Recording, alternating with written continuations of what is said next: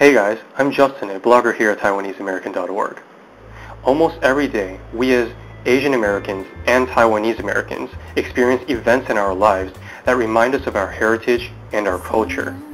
Sometimes it's positive things, great food, a rich cultural history, or words of wisdom passed down from past generations. But sometimes it's negative things, stereotyping or racism. So, me and my friends, Kevin Lin and Ann Wu, helped produce a short video introducing various Taiwanese American and Asian American artists and their thoughts on the subject of racism and stereotyping. We hope that this video will show people that stereotypes are still a significant barrier in society, but there are ways to overcome those stereotypes. You don't have to be confined to the stereotypes that society imposes. Each of us has the potential to pursue our interests in arts, sciences, and athletics. So, we at TaiwaneseAmerican.org present a collection of interviews conducted by our staff members John Lee, Ho Chi Tai, and Christina Chow, and edited by Jason Lee of TurtlistMedia.com. Enjoy.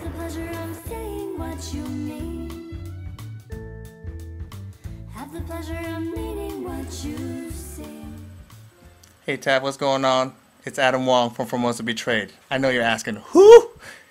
But it's me. And I'm here to answer some questions. Yo, what up, Taff? This is the Far East Movement FM on your dial. Hey, hi, Tappers. I actually have a singer-songwriter, Dawen Wang, who's here with me in Los Angeles. And so I'm going to ask you a few of the questions that Justin and Ann wanted me to address. So, let me introduce Dawen Wang here. All right, check him out here. And my first question for you, Dawen, is quick two-liner. What do you do? Who are you? I am a singer-songwriter based in LA. I sing soul and R&B, and I'm coming out with a new album. Awesome. And that title of the album is called? Oh, the title of the album is called American Me. Yeah, I'm excited to see it come out too.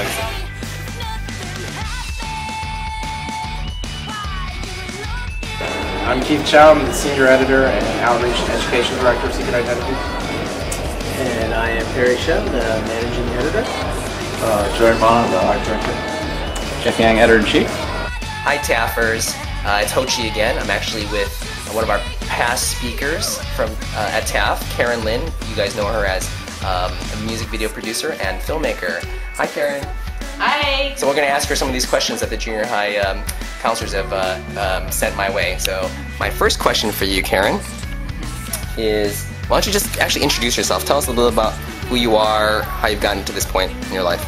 Okay, my name's Karen Lin. I'm a filmmaker and a music video producer that works in Hollywood. I remember walking home one day from school, from junior high, might have even been elementary school, and a kid yelling out to me on my way home, you know, go home, chink. And things like that. There are other incidences that happened. You could just kind of feel it or hear it from the side here or there, to friends of mine who would hear things, you know, anyway, about Asians. And yeah, they used to pretty much bother me, so it's pretty, I didn't really deal with it back then. I used to, as a child, really kind of, my mom always said, just let it go, and so I sort of held it in a lot. And that's changed a lot since I've grown up. A lot of my films actually sort of talk about these issues and the frustrations. My first short film called Drive By was actually specifically about an incident where people were yelling racial epithets to me, and really bothered me. And it really, now I use it sort of as fuel to inspire me to make films, to sort of to give myself a voice and give other Asian Americans and Taiwanese Americans a voice. Yes, in junior high school, I experienced a lot of racism. Actually, I went to a junior high school that was predominantly Caucasian, and I mean, just growing up, I always kind of grew up around, I'd say, more Caucasian neighborhoods, and you get that where, I don't know, whether it be your own homies, like when you're not looking, going up to you and doing this type of stuff, or, you know, just to play off of your last name. 1,000 things off your last name, you know? I think as an entertainer, I feel directly affected by stereotypes, especially stereotypes that American media and Hollywood has of Asian Americans, you know, in movies and TV are always portraying us as like pizza delivery people or villains or like really negative characters, and that's something that I felt even as a musician and an actor. I feel it affects me a lot sometimes when you have to just inspire people and let audiences and people at the top know that hey, we're not one-dimensional. We are people just like everybody else, and we're capable of good things. We're capable of like great roles in movies, and we're capable of being good singers and good athletes and all sorts of other things. In terms of stereotypes coming from the outside, I mean, I think you can't really control how people see you. A lot of people grow up in places that are not as diverse, and they don't understand different cultures, unfortunately. I try to look past that and try to either educate people as they're going. Like if somebody says something racially offensive to other people or to myself, I usually now speak up about it and sort of tell them how I feel, that they like to make them understand that it does kind of hurt when somebody says something like that. And then in terms of my career, I mean, I'm really just trying to get Asian Americans out there on the screen. I really, all my projects so far have been mostly Asian American related.